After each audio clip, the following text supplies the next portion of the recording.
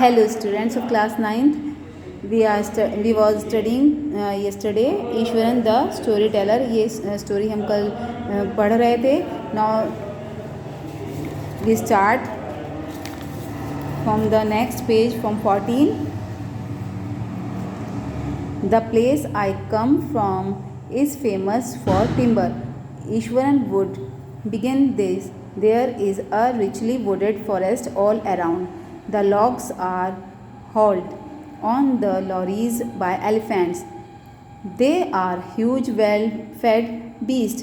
When they turn wild, even the most experienced Mahat is not able to control them.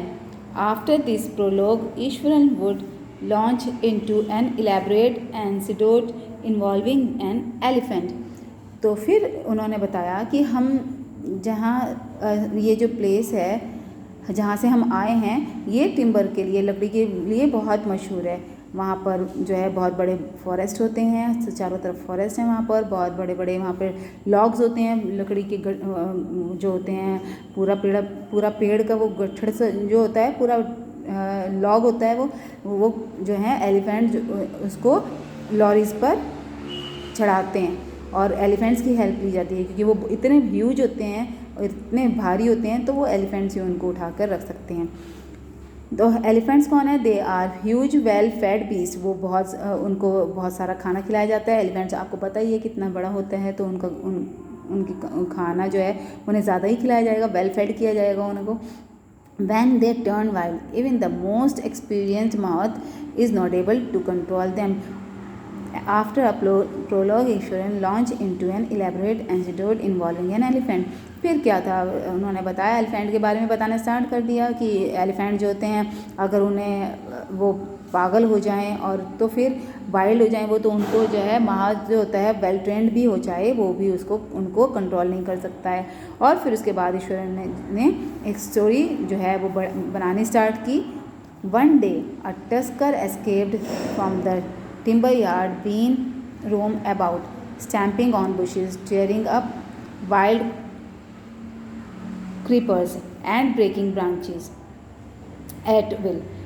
You know, sir, how an elephant behaves when it goes mad. Ishwaran would get so caught up in the excitement of his own story that he would get up from the floor and jump about, stamping his feet in emulation of the mad elephant.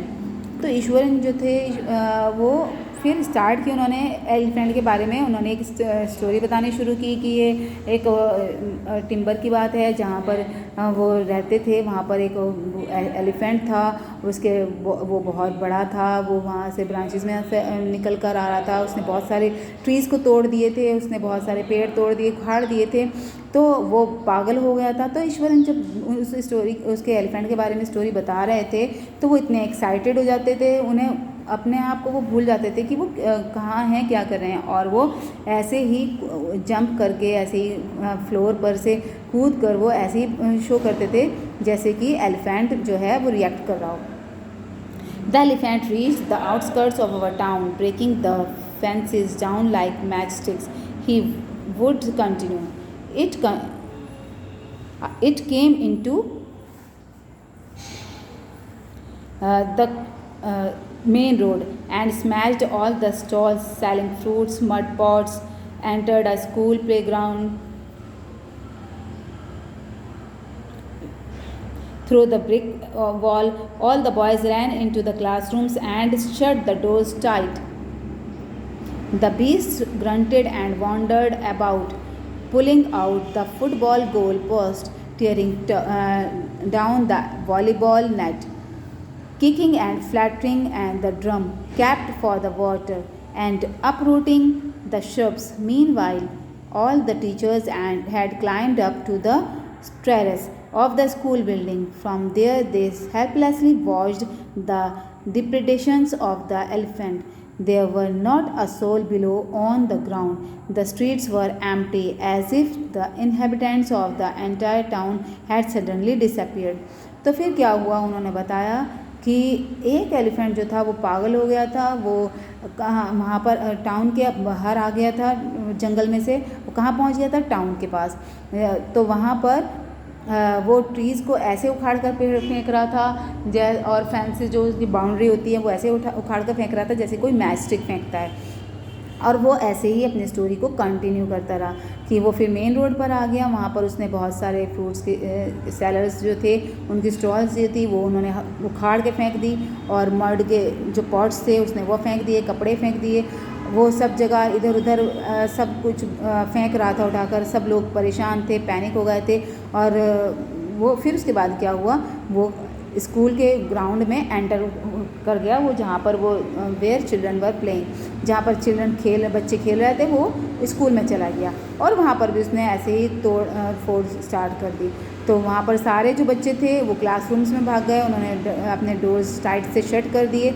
अब वो जो beast था, beast कौन था, elephant, वो दहाड़ने लगा और वो सब कुछ उखाड़ कर फेंकने लगा। फुटबॉल का गोल पोस्ट जो था उसने वो भी उखाड़ कर फेंक दिया। सब रोने लगे, परेशान होने लगे, सब कुछ वो तोड़ फोड़ कर रहा था। वॉलीबॉल के नेट भी उसने निकाल कर फेंक दिया, कहीं पर वो किक मार रहा था, कुछ वो ड्रम वगैरह सब कुछ उसने, पानी का ड्रम जिसमें पानी रखा हुआ था वो फेंक दिया उठाकर। और जो वहाँ पर छोटे वो पेड़ लगे हुए थे, पौधे लगे हुए थे, उन्होंने उस एलिफेंट ने वो सब उखाड़ कर फेंक दिए। अब टीचर्स जो थे, सब स्टूडेंट्स भी डर गए, चिल्ड्रन भी डर गए और टीचर्स भी डर गए। तो टीचर्स जो थे वो चढ़कर जल्दी से ऊपर छत पर पहुंच गए। वहाँ से वो उसको एलिफेंट को देखने लगे, वो जो उस स्कूल में तोड़ फोड़ कर रहा था। सभी वहाँ पर उसको ऊपर से छत पर से वॉच करने लगे। वहाँ नीचे कोई भी नहीं था, कोई आदमी नहीं था ग्राउंड में, और स्ट्रीट जो थी वो भी, रोड था वो भी खाली हो गया था। ऐसा लग रहा था जैसे कि वो टाउन जो है बिल्कुल डिसअपियर हो गया हो, गायब हो गया हो, सब लोग जो है वहाँ से चले गए हों, गायब हो गए हों। I was studying in the junior class at that time and was watching the whole drama from the roof top. I know what came over me suddenly. I grabbed a cane from the hands of the teachers and ran down the stair and into the open. The elephant grunted and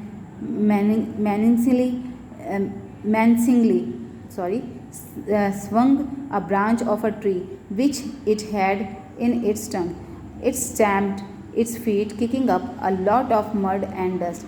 I looked frightened, but I moved slowly towards it, stick in hand. People were watching to the scene, hypnotized from nearby housetops.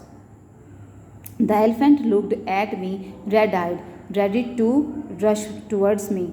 It lifted its trunk and trumpeted loudly. At that moment, I moved forward and, mustering all my force, whacked its third toenail in on the quick. The beast looked stunned for a moment, then it shivered from head to foot and collapsed. अब क्या हुआ, ये ईश्वरन जो थे ये बताने लगे कि जब वो एलिफेंट वहाँ पर स्कूल में आ गया तो ये भी स्कूल में पढ़ते थे, ये भी ऊपर खड़े थे और वहाँ से ये देख रहे थे। अचानक से इनके माइंड में एक आइडिया आया, ये वहाँ से उन्होंने सोचा कि मतलब कुछ करना चाहिए, और वहाँ से उन्होंने एक टीचर के हाथ में से स्टिक ले ली और वो फिर नीचे एलिफेंट की तरफ चलने लगे। जब एलिफेंट ने उसको ईश्वरन को अपने पास तरफ आते हुए देखा तो उसकी आंखें जो थी वो बिल्कुल रेड हो रही थी, और वो जो था बहुत गुस्से में था और वो गुर्रा रहा था। लेकिन अब वो उसको जो था एलिफेंट उनके ऊपर अटैक करने ही वाला था। तो ईश्वरन ने क्या किया, उनके जो थर्ड नेल था, टो का नेल था, उस पर उन्होंने बहुत तेज़ हिट किया। उसके बाद जो एलिफेंट जो था उसे बहुत दर्द हुआ, बहुत उसे प्रॉब्लम हुई और वो वहीं पर गिर गया। At this point Eswaran would leave the story unfinished and get up mumbling, I will be back after lighting the gas and swarming up the dinner. तो इसके बाद क्या हुआ, वो जो थे उन्होंने स्टोरी फिनिश नहीं की, और इसके बाद जब उन्होंने कहा कि वो एलिफेंट गिर गया और उसके बाद वो जो थे स्टोरी को बिना फिनिश करे वो वहाँ से उड़ गया और ये कहने लगी कि मैं अभी आता हूँ, गैस बंद करनी है, मुझे डिनर तैयार करना है। तो उसके बाद वो ऐसे कहकर वहाँ से स्टोरी को बीच में फिनिश किए बिना बीच में ही वो उड़ गए। Mahendra, who had been listening with rapt attention, would be left hanging. When he turned, Ishwaran would not pick up the thread of the story right away.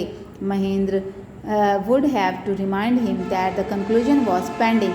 Well, a veterinary doctor was summoned to revive the animal. Ishwaran would shrug casually.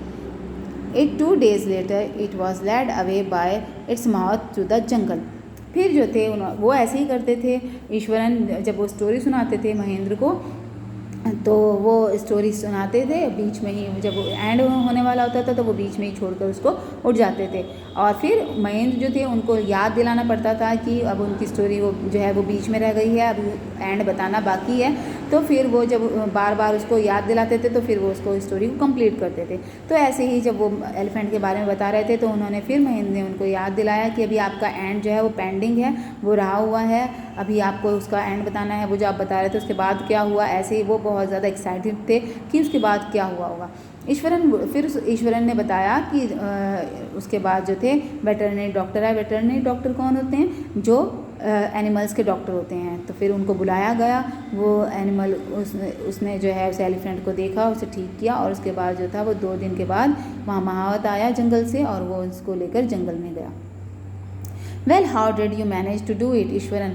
How did you bring down the beast? तो फिर उन्होंने महेंद्र ने पूछा कि आप ये सब कैसे मैनेज करते हो, क्या आपको कैसे पता था कि आपको क्या करना है, उस बीस्ट के साथ कैसे बिहेव करना है और वो कैसे उसको पकड़ सकते हैं। It has something to do with a Japanese art, I think, sir. Karate or Jiu-Jitsu it is called. I had read about it somewhere. It temporarily paralyzes the nervous system, you see. तो फिर उन्होंने कहा कि ये Japanese art होती है, उन्होंने कहीं पढ़ा है, वो बुक्स पढ़ते थे ना, तो उन्होंने कहा कि जैसे ये जूडो कराटे वगैरह होते हैं ऐसे ही ये जापानीज़ आर्ट है। और अगर हम ऐसे किसी को जो है बहुत तेज़ अगर मारेंगे, हिट करेंगे, तो उनकी बॉडी जो है वो नर्वस सिस्टम को पैरालाइज कर देगी कुछ टाइम के लिए।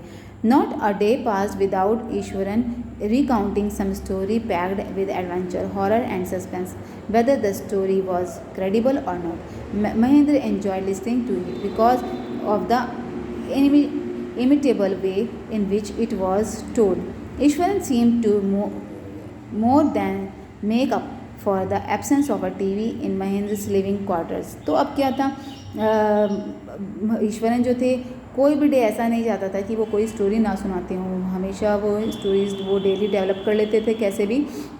और उनकी स्टोरीज जो थी उसमें हॉरर होता था, सस्पेंस होता था, कुछ ना कुछ ऐसी चीज़ होती थी जो कि महेंद्र को बहुत ज़्यादा लिसन करने के लिए तैयार थे। वो उनको बहुत एंजॉय करते थे वो उनकी स्टोरीज़ को, क्योंकि वहाँ पर